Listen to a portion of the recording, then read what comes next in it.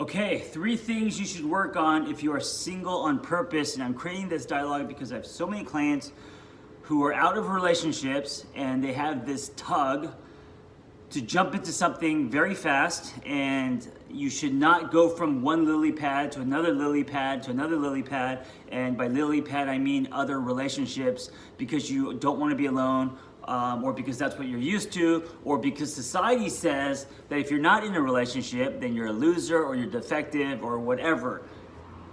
You need to stop and be single on purpose, at least for a little bit, because you can reboot. You can realign your life.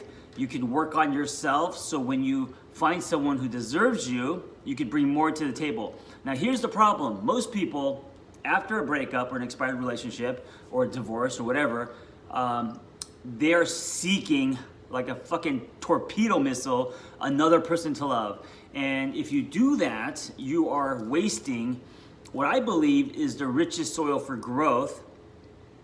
And so you're bypassing that and you're jumping into something else where the same shit's gonna happen, right? If you haven't changed, if you haven't had revelations and internal growth, usually you're gonna be attracted to the same type of person, right? And that dynamic's gonna be the same. And for whatever reason, it didn't work the last time, it's just gonna repeat itself. So to break the pattern, you have to make a choice to be single on purpose. And if you do, here are 3 things that I think you can work on. Okay, so number 1 is, I don't know why I'm doing this, praying hands. Number 1 is this idea of connecting back to yourself. And I hate that my bathroom door is open right behind me. Shit. I'm almost tempted to stop and do this video again, but I'm not going to, because that really annoys me that that bathroom door is open. Fuck, should I just do this? Anyway, connecting back to yourself. So if you've been following me, you know that I went through a divorce 9 years ago. And one of the biggest things, I'm losing my voice. One of the biggest things that changed my life was this idea of connecting back to me. So if you think that sounds too therapy-ish or hokey, let me explain. When we're in relationships, when we're in marriages, when we're in things where we're doing life and sharing life with other people, what happens is, not all the time, but especially if the relationship is unhealthy, and that's pretty much most of us, you start disconnecting with yourself. You know, you start, and it's not overnight, it's a slow burn. But you know what? A drippy faucet can drown you, and over time, you disconnect with you. You put your partner first. You stop losing. You lose your voice. You stop having opinions. You pull from warped definitions of love. Whatever, you know. You stop doing the things that you love, right? Maybe. Anyway, you start disconnecting with you, right? So your potency, your potential, who you could be and want to be, lives in you connecting to you, not disconnecting. So as life happens, I have to burp, hold on. I'm a big fan of beverages. I think life's about beverages. And every time I drink something with foam, it doesn't have to be beer, this is coffee, nitro or whatever, kombucha. I'm constantly burping. But I can't do this shit unless I have a beverage in my hand. So, you know, that's kind of the give and take. I also have a very bad short-term memory, so I have no idea what I started this video to talk about. Connection to self. I'm back. We disconnect with ourselves as life happens, as we grow up, pay taxes. We put parts of us into a hope chest and lock that shit because we think that being an adult means, you know, XYZ, whatever blueprint or definitions that you carry, which, by the way, most are not even yours. They stem from parents, society, magazines, billboards, social media, whatever, right? Instagram. So connecting back to you means to ultimately pull out the parts of yourself that you have locked away, maybe because of your relationship or because of life or whatever, and start giving that person a voice. not only listening to what he or she wants, right? But supporting and encouraging that by giving that to him or her. So, one of the things that I did after my divorce was, so I've always wanted a motorcycle, and when I was like 12, I'd putt around in this little Honda Spree scooter that my parents bought me. I have no idea why. I could have died on that thing. But of course I grew up and had to put that toy away.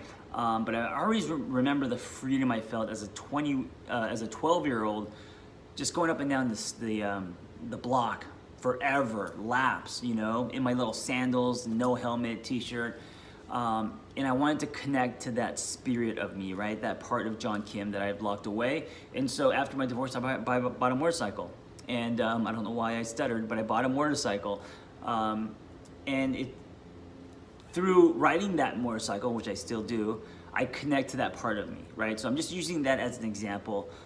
So the first step is to connect back to you. And I just want to say, it's a lifelong process. It's a journey. It's a practice. It's a way of life.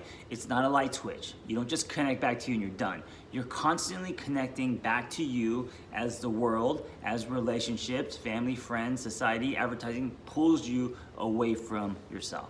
Okay, so if you're single on purpose, that's number one.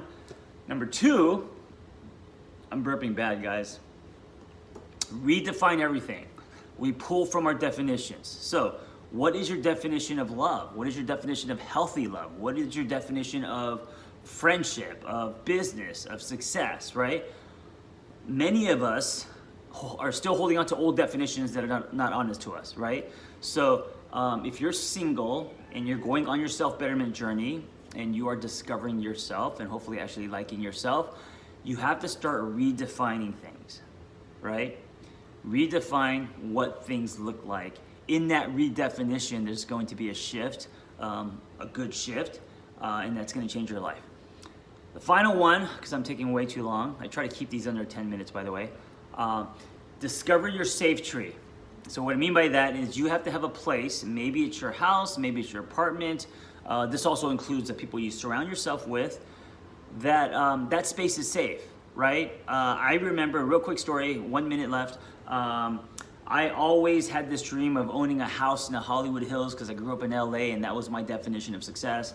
And so whenever I would live in rent in apartments, I never really put any effort into it. Never bought plants or rugs. It was just like a hotel, right?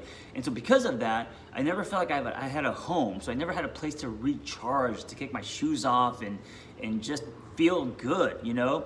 Now, and this is just me starting this journey, it's super important to me, right? Especially someone who works from home. So do you have a safe tree? Do you have a space that you can recharge, right? Maybe it's your gym. Maybe it's when you're hanging out with your friends, right? Maybe it's whatever.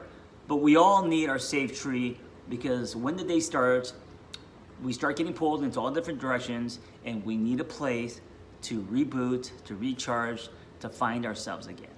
And so if you don't have one, it's time to work on those safe spaces, the safe tree, based on hide and seek. When when you're touching that tree, no one can tag you, right? So you need that version of you need a version of that in your life. All right, well, I want to applaud you for choosing to be single on purpose. And also, I actually have an audio course called Single on Purpose. And it's like my podcast or like this video, Casual Over Clinical. And it's like 7 or 8 hours of audio with homework and all that. Just go to my Instagram since you're on it now. Click on my bio link and you will see it there. I've been just getting a lot of great feedback and it seems to be helping a lot of people. And I will give you a discount code. The discount code is all caps for 30% off. It's for me, FORME, because this is for you. And so pick up that audio course, start doing the homework, and keep being single on purpose.